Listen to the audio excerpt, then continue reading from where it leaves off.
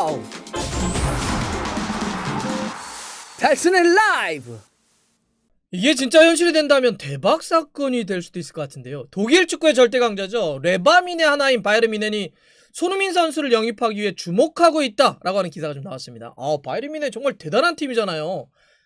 여기서 한국 선수가 진짜 주전으로 뛰는 걸 진짜 볼 수 있을까요? 물론 뭐 아직 설이긴 하지만 된다면 진짜 좀 놀라운 일이 될 수 있습니다. 이 바이언 같은 경우는 분데스리가에서나 유럽 챔피언스리그에서는 언제나 우승으로 꼽히는 그런 팀이잖아요. 실제 우승도 엄청 많이 했죠. 바이언은 분데스리가 최다 우승팀이고요. 또 유럽 챔피언스리그에서도 지난 시즌 우승 포함해서 디펜딩 챔피언 통산 6회 우승을 차지했습니다. 유럽 챔피언스리그 역사상 세 번째로 우승을 많이 차지한 팀이 바로 바이언입니다.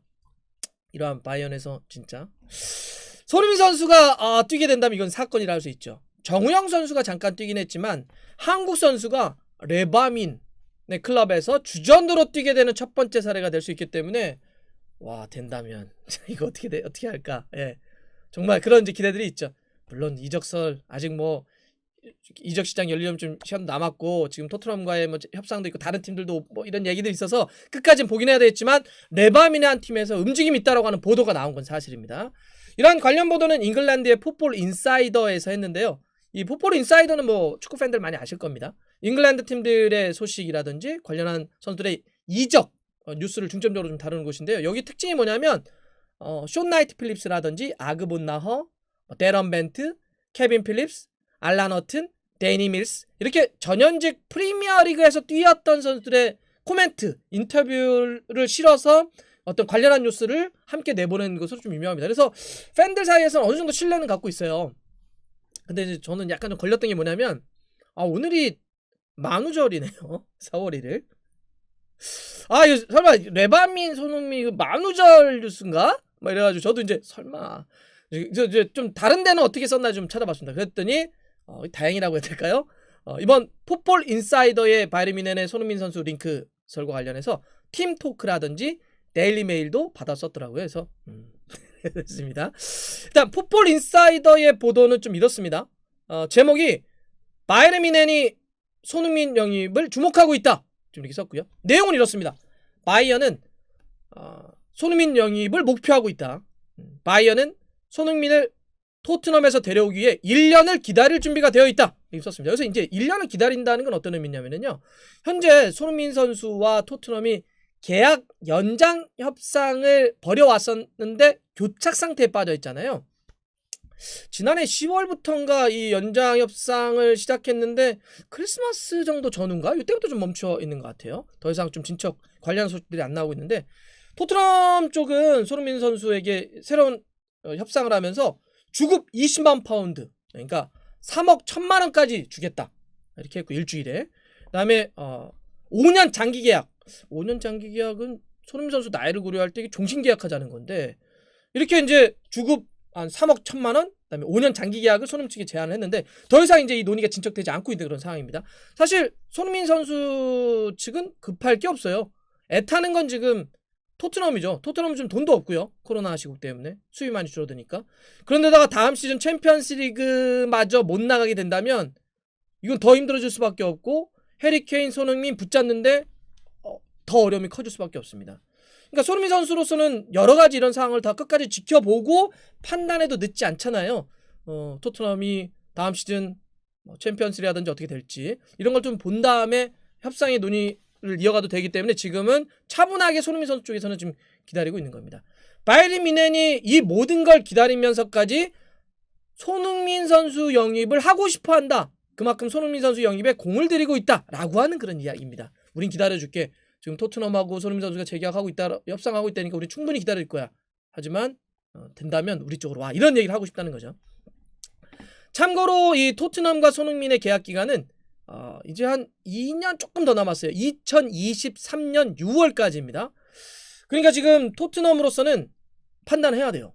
구단 입장에서는 계약을 연장하든지 아니면 높은 이적료를 받고 손흥민 선수를 보내려면 한 1년 이내에는 이제는 결정을 내려야 됩니다. 현재 손흥민 선수가 만으로 아직 생일이 안 지나서 그러긴 하는데 28살이거든요. 그러면 이제 뭔가 뭐 재계약 협상을 해서 쭉 더 길게 남겨놓는다든지 아니면 다른 팀에게 이적료를 높게 받고 보낸다든지 이런 빅 사이닝을 할 수 있는 마지막 나이입니다. 그래서 한 1년 이내에는 뭔가 여기서 결정을 놔야 돼요. 이런 것도 다 고려해서 바이에른 뮌헨이 1년 정도 기다릴 수 있어 라고 이야기하는 거죠. 그만큼 바이에른 뮌헨은 손흥민 선수의 가치를 높게 본다는 겁니다. 기다리면서까지도. 손흥민 선수의 현재 트랜스마크트 기준으로 해서 이적 시장 가치 평가는 현재만 딱 놓고 봤을 때도 8,500만 유로 1,124억 원입니다. 사실 이게 코로나 시국이라고 하는 걸 감안하면 지금 만약 돈이 유럽 시장이 더 돈다고 한다면 한 1,500억까지도 갈 돈이에요. 진짜 어마어마합니다. 자, 그러면 바이언 같은 경우는 왜 손흥민 선수를 이렇게 애타게 원하고 있을까요? 이유를 풋볼 인사이더가 좀 정리를 해놨는데 일단 독일 무대 경험을 높게 본다는 거죠. 손흥민 선수는 독일 무대에서 아주 인상적인 활약을 펼치다가 잉글랜드로 좀 건너갔잖아요. 뭐 이렇게 되면 독일 무대에 새로운 적응도 필요 없고 또 독일 무대도 잘 알고 있기 때문에 손흥민 선수를 다시 분데스리가로 불러들여서 지금 바이에른 뮌헨 같은 경우도 뭐 레반도프스키 뭐 최근에 부상도 있지만 어쨌든 좀 봤을 때 어쨌든 전력을 계속 또 보강을 해야 되겠죠. 만 32살의 레반도프스키의 어쨌든 좀 중장기적으로는 대치자도 좀 필요한 상황이고 이렇게 계속 전력을 좀 더하기 위해서는 서른 선수가 필요한데 분데스리가 경험했던 뭐 최고의 선수 아니야? 손흥민 데려오자 이런 거고요. 손흥민 선수가 이제 과거에 함부르크와 레버쿠젠에서 뛰었잖아요. 이때를 기억하고 있는 거예요. 그래서 두 번째 이유는 아니 분데스리가도 경험했지만 지금 프리미어리그에서 정상 공격수로 성장한 거 아니야? 이런 거죠. 그래서 프리미어리그에서 거의 탑 수준으로 지금 뛰고 있기 때문에 뭐 손흥민 선수를 당장 바이에른 뮌헨으로 불러들어도 팀 전력에 실질적으로 큰 도움이 될 것이다 라고 하는 판단을 하고 있다는 거죠. 그리고 기본적으로 진짜 손흥민 선수는 영어도 잘하지만 지난번에 원래 독일 뛸 때도 진짜 유창하게 독일어를 쓰더라고요. 많은 분들 보셨겠지만 독일 방송국에 나와가지고 인터뷰하는 거 독일어로. 예. 이런 모든 것들이 바이에른 뮌헨 쪽에는 확실히 좀 손흥민 선수를 원하는 게 될 것 같아요. 또 구체적인 비교도 좀 싫었던데 바이언 같은 경우는 지금 손흥민과 같은 포지션을 뛸 수 있는 선수들이 뭐 그나블이라든지 코망, 사네 이런 선수들이 있습니다. 근데 손흥민 선수는 요 이야기했던 3명보다 최근 몇 년 동안 기록을 놓고 보면 더 뛰어난 기록을 세우고 있다는 거예요. 현재 그러면서 이제 이 풋볼 인사이더의 표현 그대로입니다. 손흥민 선수는 현재 프리미어리그에서 가장 위험한 공격수 중 한 명으로 올라섰다. 이런 표현을 쓰고 있어요. 그만큼 바이에른 입장에서는 이렇게 프리미어리그에서 가장 위험한 공격수로 성장한 손흥민 선수를 시간을 들여서라도 데려와서 전력을 강화하고 싶어한다. 이런 이야기입니다. 그러면서 풋볼 인사이드는 토트넘에서 현재 지금 손흥민 선수의 활약도 좀 언급을 했는데요. 손흥민은 자신의 커리어의 최고의 순간을 보내고 있으며 커리어 최고 해리 케인과도 뛰어난 파트너십을 구축하고 있다. 이런 지금 내용도 실었습니다. 그러니까 뭐 이타성이라든지 누구의 어떤 컨비네이션 이런 것도 좀 평가하고 있는 거죠. 실제 손흥민 선수는 지금 프리미어리그 올 시즌 기준으로 해서 13골 득점 6위 도움 9개로 어시스트 5위입니다. 다 득점 어시스트 다 상위 랭크 되어 있죠. 어시스트 하나만 더 추가하게 되면 지난 시즌에 이제 또다시 10-10 기록하게 되는 거고요.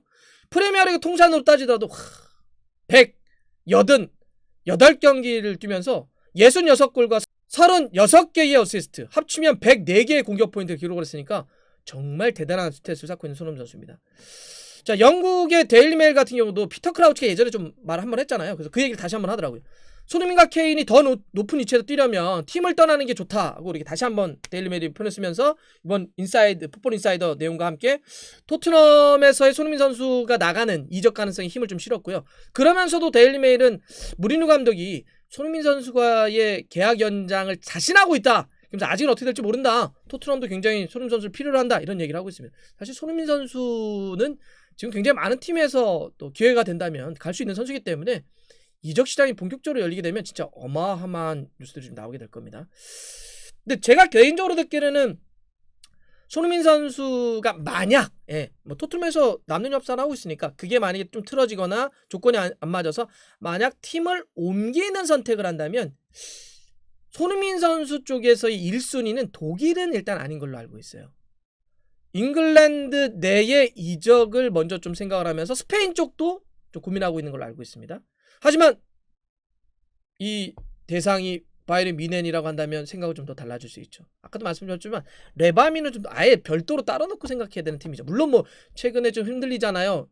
그래도 이렇게 근본, 저력 이런 건 있기 때문에 레바미는 좀 다르죠. 선수들에게도. 그래서 이제 바이에른 뮌헨이 이렇게 손흥민 선수를 하고 있다. 그래서 본격적으로 막 협상이 이루어지게 된다면 이건 좀 어떻게 될지 모른다. 물론 이제 정식 논의가 되고 시작하게 되면, 만약에 이제 바이에른 뮌헨이 진짜 정식으로 오퍼를 하고 의향서를 던져놓고 이렇게 되면 손흥민 선수 입장에서는 사실 고려될 게 많긴 해요. 뭐 조건이라든지 이적료 뭐 이런 거 다 하겠죠.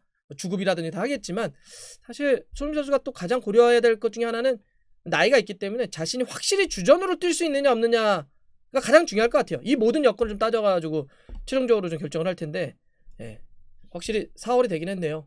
좀 있으면 이제 시즌도 거의 마무리되고 여름 이적 시장이 이제 문을 열 텐데, 이제 확실히 이적 관련한 이슈들이 계속 터져 나올 겁니다. 거기서 손흥민 선수의 관련한 소식은 굉장히 좀 뜨겁게 많이 펼쳐질 텐데, 어떻게 될까요? 남을까요? 떠날까요? 떠난다면 어딜까요? 일단 바이에른 뮌헨이 한번 먼저 시작이 됐네요.